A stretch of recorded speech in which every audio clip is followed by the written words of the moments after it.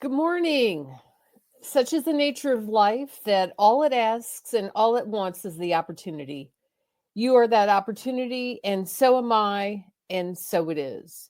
Welcome, everyone, to CSL Midtown, coming to you this morning from Atlanta, Georgia. We're so happy that you're here with us. We, of course, welcome all people, no matter who you are or where you are in your life. We welcome you. If you're either listening online or right now live or on a recording, we're glad that you are here. Our center is diverse and beautiful in that it reflects the true nature of the diversity of life. So we welcome you, whoever you are and whatever path brought you to be here today. Know that you are in the right place and this is the right time for you. We know that you are an individual expression of the divine life in which we all live. You are welcome to participate here today and to become part of this community. We hope that those of you who are watching our broadcast on social media will like and share this with your friends. And for a better understanding of who we are, when we teach, listen now to our Declaration of Principles as written by our founder, Dr. Ernest Holmes. A few of the Declaration of Principles we live by. I believe in one God, one absolute power, and first cause to all things. I believe that this power is perfect love, and it creates out of a desire to express love. I believe all thought is creative, and how I choose to think creates my personal experience. I believe in the unity of all life, and the immortality of the individual soul forever unfolding. I believe in the eternal goodness, the eternal loving kindness, and the eternal givingness of God to all. And so it is. So grateful.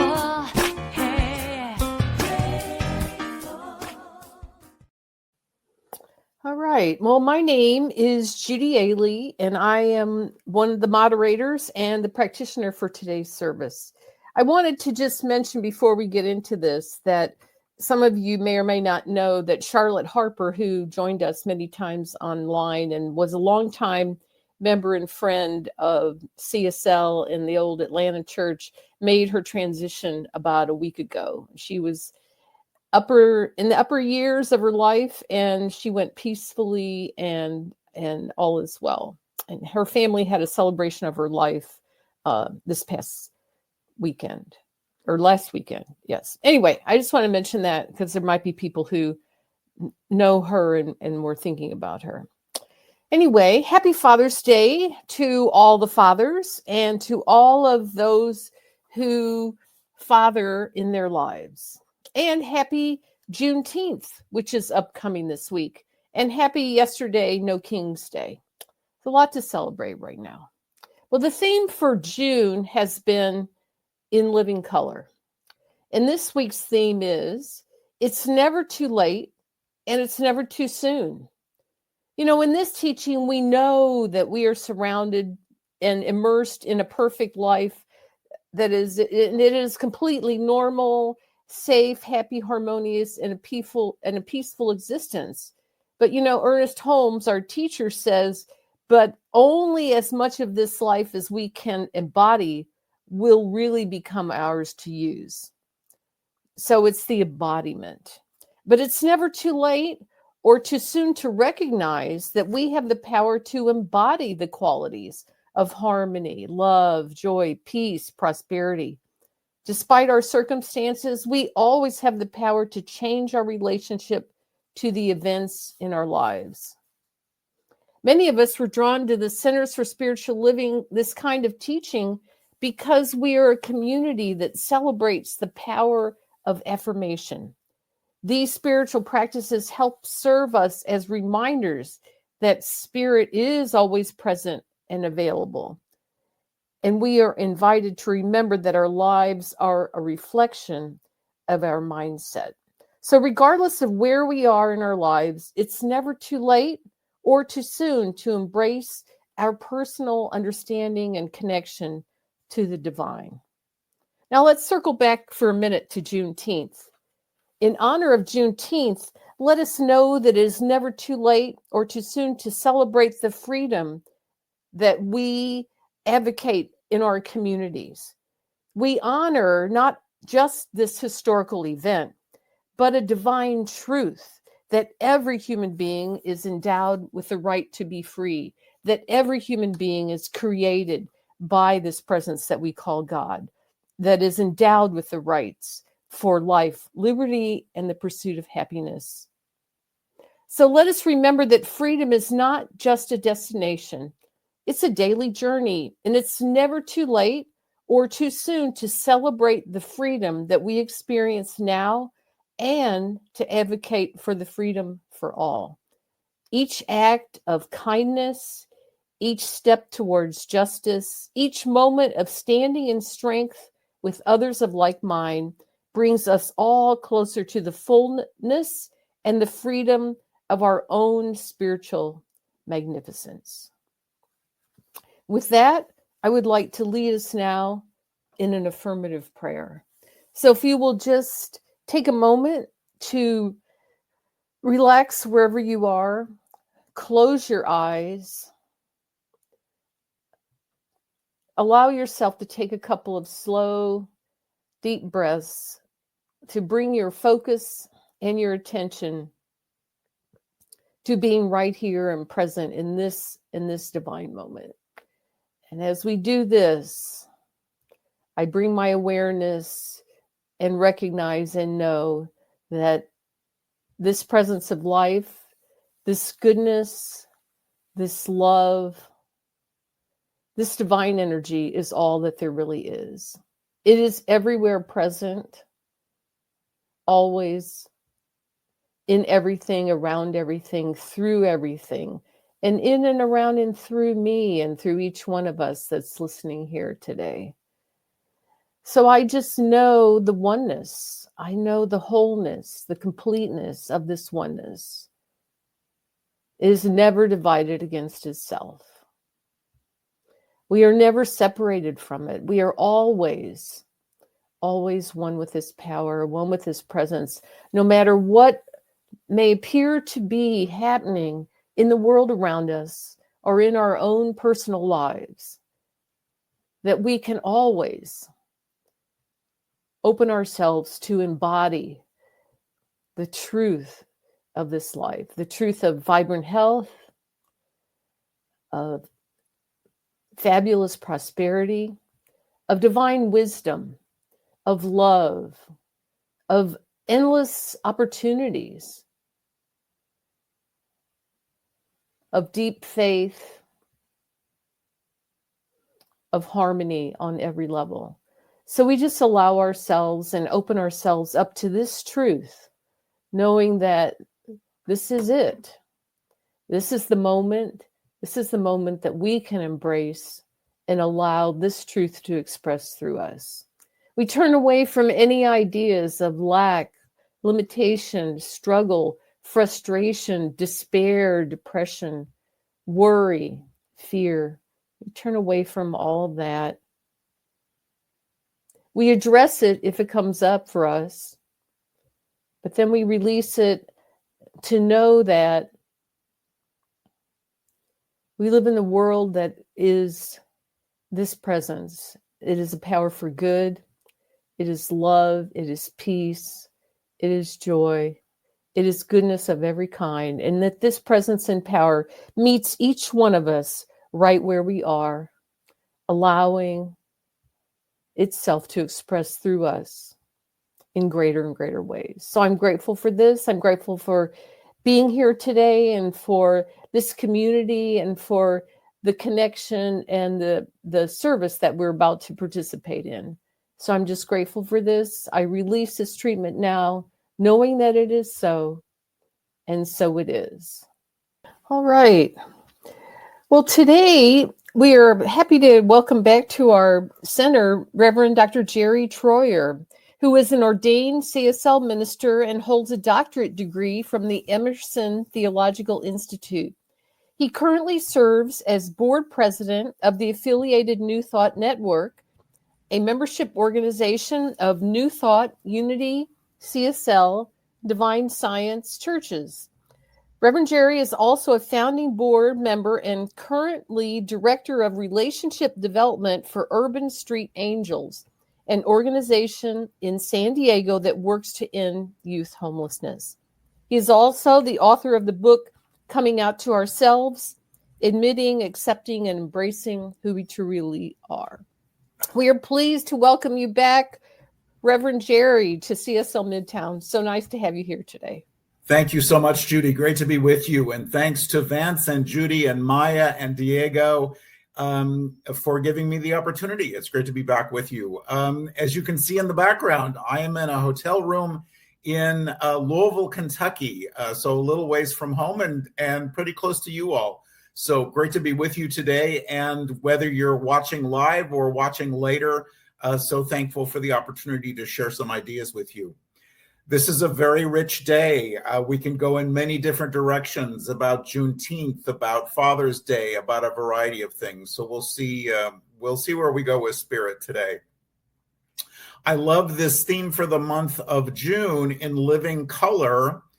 And I was thinking about the olden days, and whether you remember or not, that's okay. And whether you've seen or not, that's okay. But I remember black and white or monochrome television. I Love Lucy, Perry Mason, some of the other really cool shows that I love to watch. But then noticing the difference between the monochrome, and it's just okay, and you can see what's going on, but not too much, versus in living color, and the vibrancy and the passion and the joy of being in living color and living in living color. And I would suggest that very often we find ourselves in bondage and in slavery, even though we celebrate Juneteenth, but we stay in that experience ourselves. And so I'm going to be talking about that today.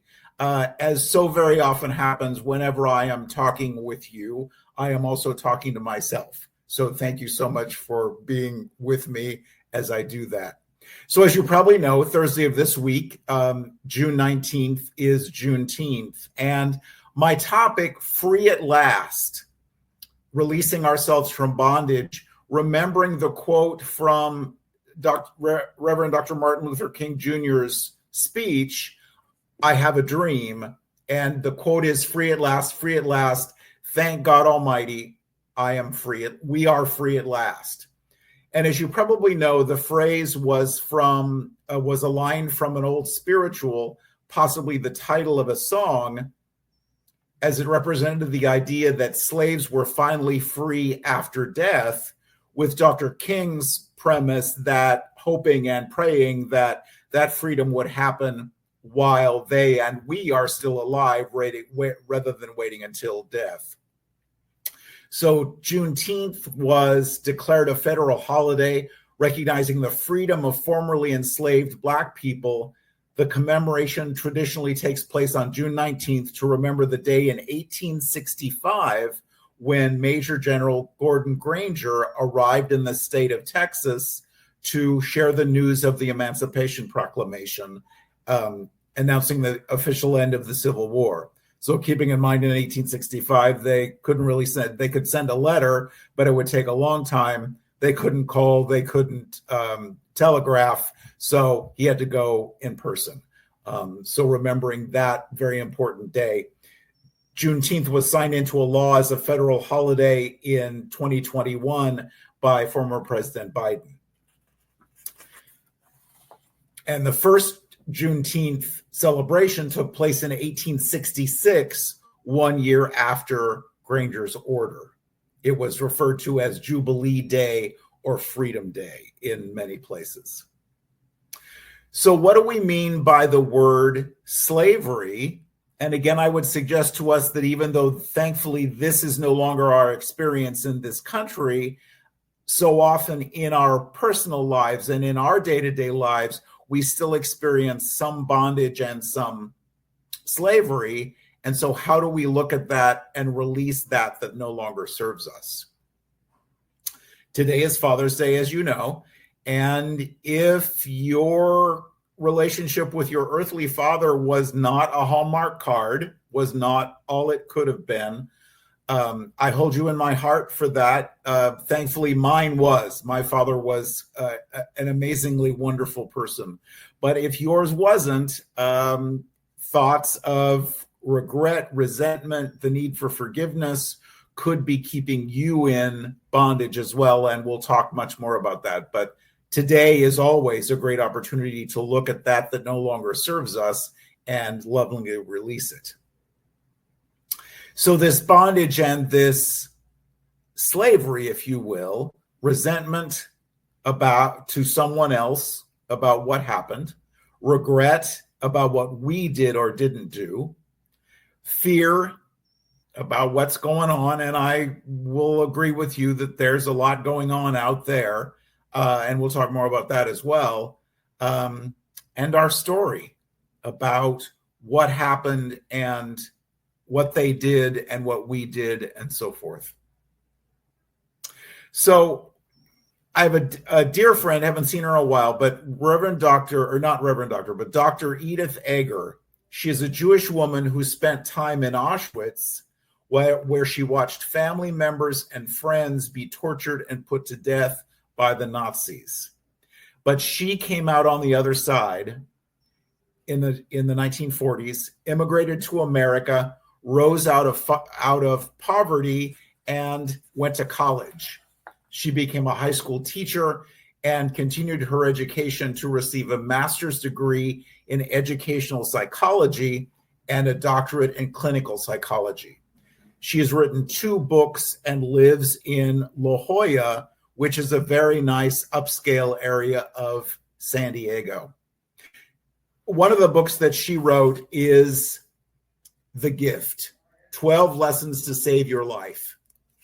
And in the book she writes, many of us experience feeling trapped in our minds. Our thoughts and beliefs determine and often limit how we feel, what we do, and what we think is possible. While our imprisoned beliefs show up and play out in unique ways, there are some common mental prisons that contribute to suffering. Now, she does not identify as New Thought, but I bet as I share these 4 principles, I bet you've probably heard a few of them before. But if you're like I am, it never hurts to be reminded. So the 4 psychological principles: learned helplessness, that we suffer most when we believe there's nothing we can do to improve our lives. Whether we flourish after we harness learned optimism, the strength, resilience, and ability to create the meaning and direction of our lives. To say, yes, this is how it has been, but this is not how it needs to be moving forward. I can change it. I have the power. So from learned helplessness to learned optimism, and you might have heard this next one before, our thoughts create our feelings and behavior. We can and must replace our negative beliefs with those that serve and support our growth. What do we think about all day? It wasn't me, but I would love to know who first coined this. If we're not using our minds, who is? Is it the news media? Is it somebody else? Because there are thoughts and we decide what to think. Consciously, we can decide what to think. So moving to learned optimism, our thoughts create our feelings and behavior, unconditional positive regard.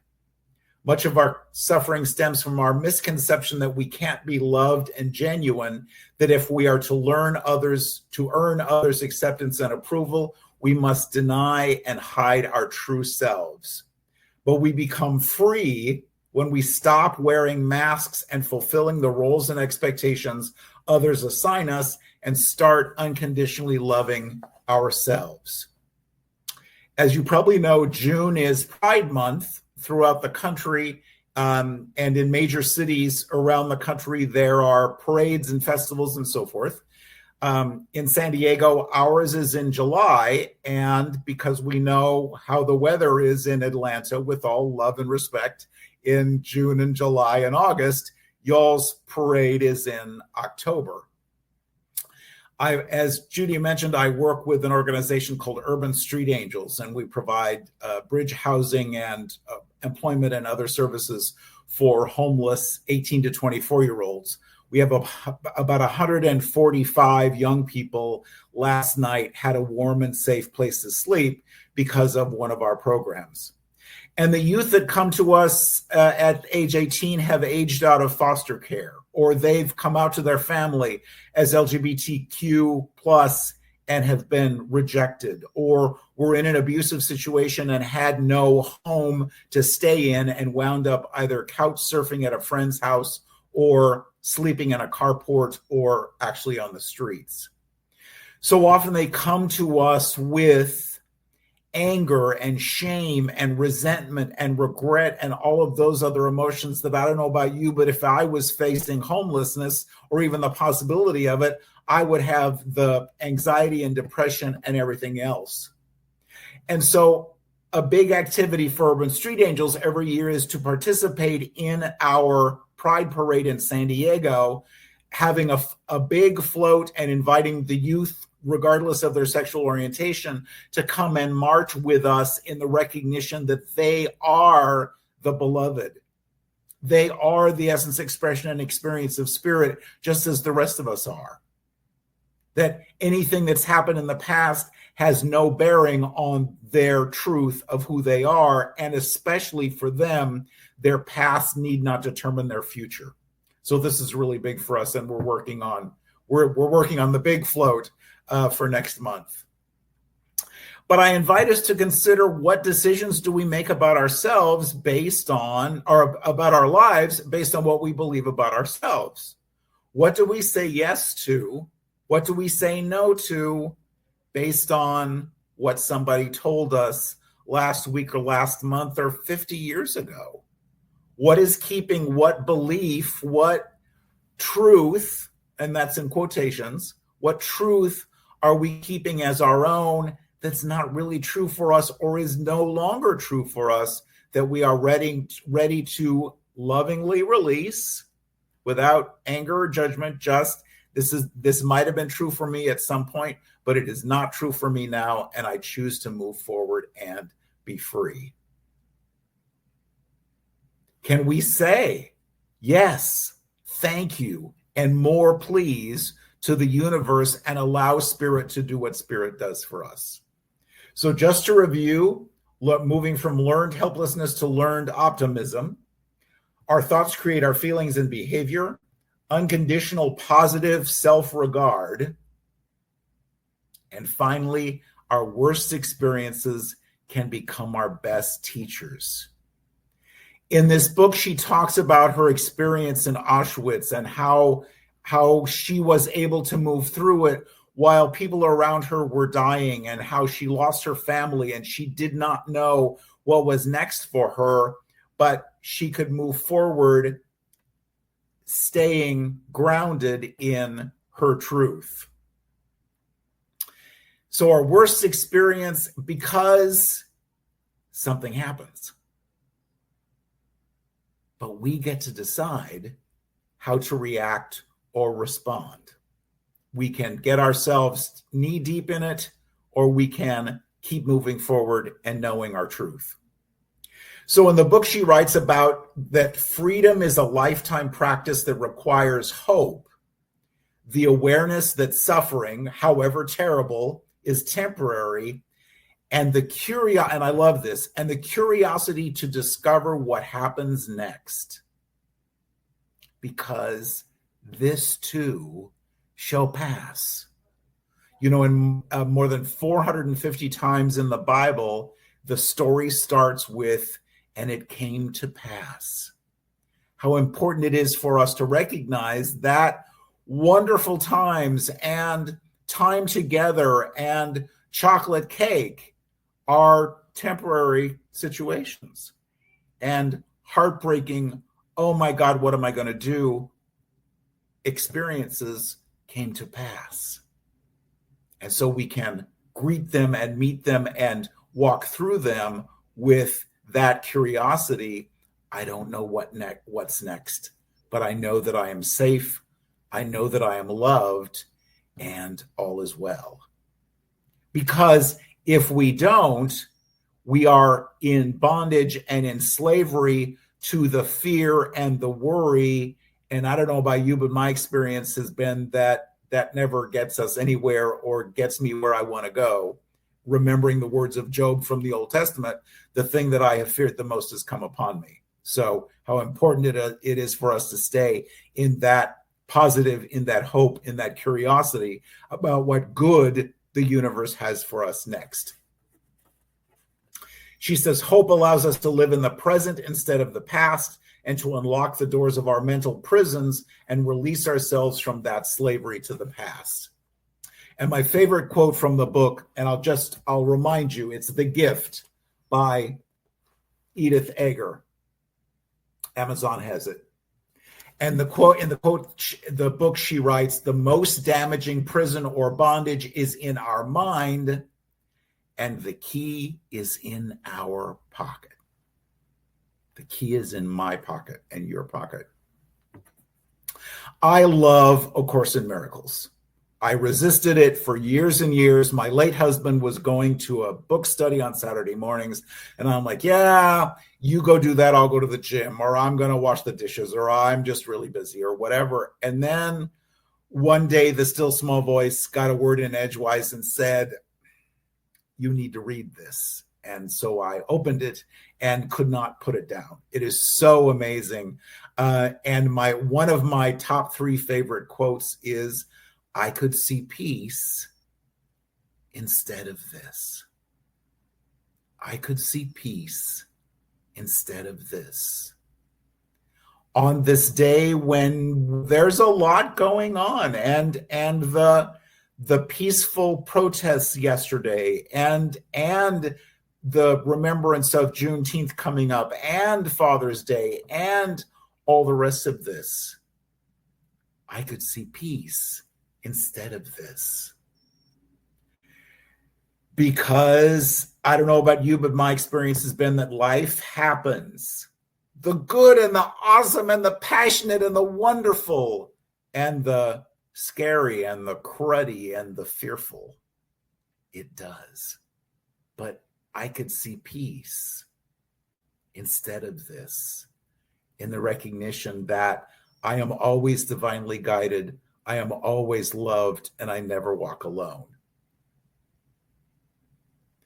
So when life happens, how important it is for us to have that relationship with our, and this sounds like traditional Christianity, but bear with me, our Heavenly Father, and whatever concepts you have of our higher power, God, Spirit, the universe, the infinite, the divine, whatever we choose to call it, how important it is to have that personal relationship with Spirit, because when we do, the foundation of our teaching is our spiritual mind treatment or affirmative prayer. So what happens when we say, and so it is? What happens, or amen, however you end your treatment work, what happens after that? Can this higher power, can Spirit, can the universe be relied on to do what we said we wanted? Or are we just hanging out there hoping for the best? Charles Fillmore, the founder of Unity, said that the inexhaustible supply of Spirit is equal to every demand. And quoting the rest of that, there is no degree of difficulty in lack. There's no truth in lack. Abundance is here and now manifest. Slightly paraphrased, but you get the point. But think about that word demand. To me, it sounds like I'm going to go out and stand in the parking lot and shake my fist at the sky. That's not what this is. The demand is the absolute knowing that I am free.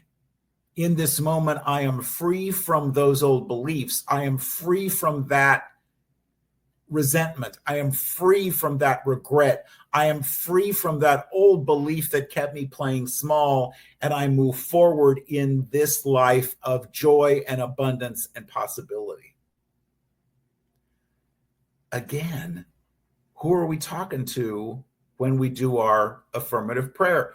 Are we still stuck? And I come from traditional Christianity. You might as well, not bashing anybody, but the concept of the old, white, straight, hateful, cranky God up on a cloud somewhere, how important it is for us to release that belief and honor and celebrate the loving, nurturing presence that Jesus talked about in the New Testament, but also to keep checking back with ourselves. What do we really believe about God? Have we slipped back into that old residue? And do we need to remind ourselves that life always says yes to us?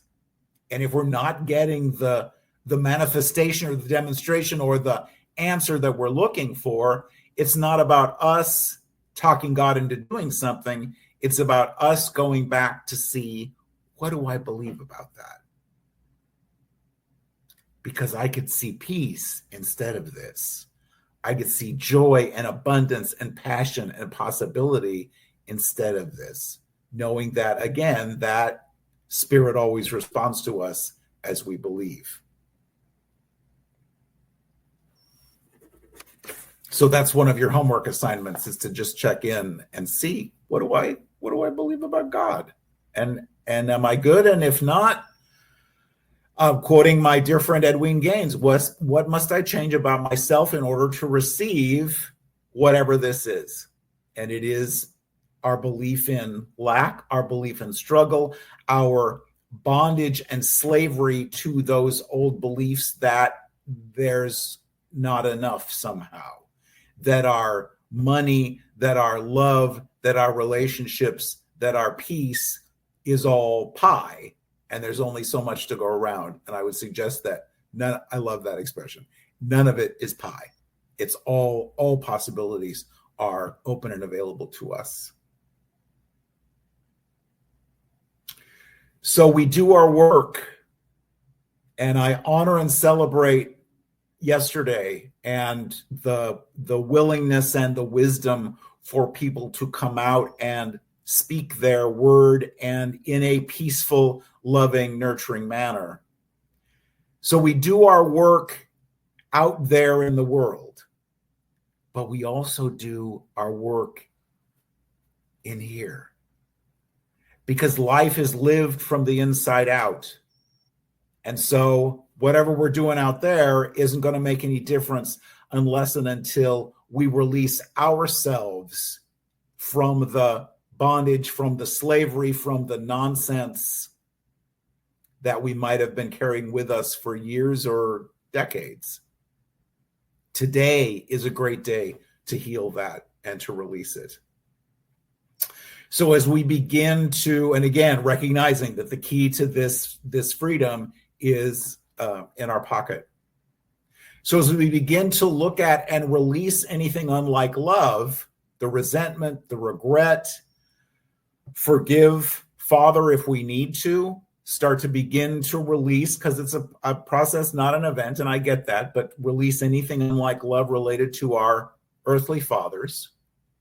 We begin to feel the presence of Spirit within us and the possibility to create this most amazing life, because that's what we're here for. That is absolutely what we're here for.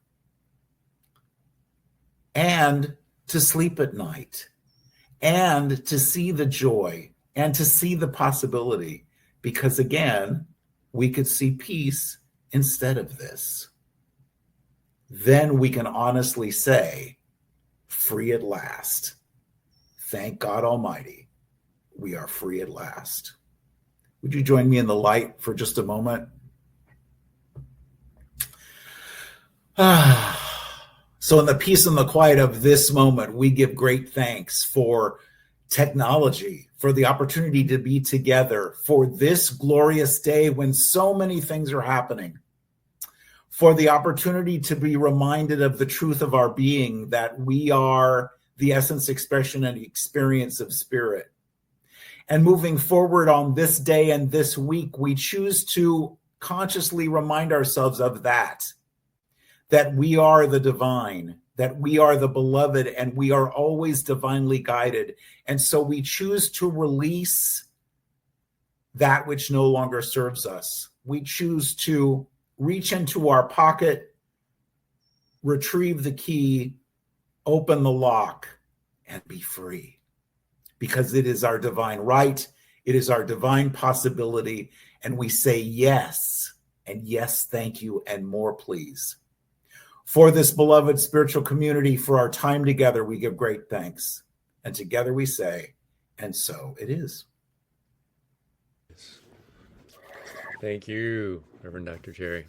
What an awesome talk this morning. My pleasure. And we will see you over on Zoom in just a little bit. Yep. All right. So now I'm going to do our New Minister Sacred Covenant Easy Prayer, which you can read along with me. And there is only one life. This life is good. This life is God. This life is my life now. And knowing that I am one with this life that is God, I therefore know that I am one with all of its blessed expressions, which include the presence of a new minister for my beloved spiritual community. Because I know that the highest purpose of my new minister is to express spirit, I therefore know that my new minister is a revelation of spirit as principle. I further know that my new minister is the fulfillment of that which has been promised by God, for it is written, principle is not bound by precedent. It operates according to law, and it is always available to those who are willing to align themselves with it. As I stand in agreement with my beloved community, I see my new minister before me as inspiring spiritual oneness through wisdom, love, and authenticity. I now intend to experience my new minister in full cooperation and agreement with my community, knowing this truth about myself. For I am inspired to live as love in the expression of principle. I am awakening the wisdom within me by clearly communicating the principles of universal truth. I am a conduit of divine love, wisdom, and healing energy, recognizing the inherent wholeness within all beings. I am offering teachings, classes, and mystical studies grounded in spiritual principles to cultivate inner wisdom, personal transformation, and empowered living. I am extending the love, compassion, and transformative power of spirit into the wider community, fostering connections that heal, uplift, and support individuals in their unique journeys. As I now accept the highest expression of a new minister into my life, I know that they will be revealed in a way that will express spirit and serve the highest and greatest good of all who are touched by their presence. I am grateful God is gracious, and so it is. And it's now time for our conscious giving. You can go to cslmidtown.org/donate or scan the QR code that shows up on the screen here and say with me our affirmation of prosperity. I live in a universe of abundance. As I freely and joyfully give, I join in the divine flow, and all that I share with life returns to me multiplied abundantly. And so it is. And this, we appreciate all of your contributions and ongoing gifts. And now we get some announcements. Our June theme is in living color. Next week, Sunday the 22nd, we're online again. And the speaker is Dr. Tracy Brown, and We're Still Together is her topic. Thanks, Judy Ailey, for being our practitioner today. Every Sunday before service, we have a study group that starts at 10 a.m. on Zoom. You can get there by going to cslmidtown.org, scrolling down to the Zoom link and clicking that, getting on there. And you can download the New Minister Sacred Covenant prayer from the website too, right on the page, the homepage. Just scroll down, click that, download that. Read that every day with us as we expand our consciousness to invite this new minister in. And with that, we are working on bringing speakers to do classes and workshops with us to bring in potentially some additional financial abundance, and looking at an auction, an online auction coming up in the fall. So look for those things coming up. If you would now say with me our affirmation of life. I leave this place now knowing something better than I knew before. I go forth into the world with a heart full of love and a mind full of good sense. I look at the world in a greater way, knowing that I have within me everything I need to create the life I desire. I give thanks for this understanding, and I am grateful for the spirit of life that lives through me. And so it is. Have a great week, everybody. And if you want to join us over on Zoom, we can have a discussion with Reverend Dr. Jerry Troyer.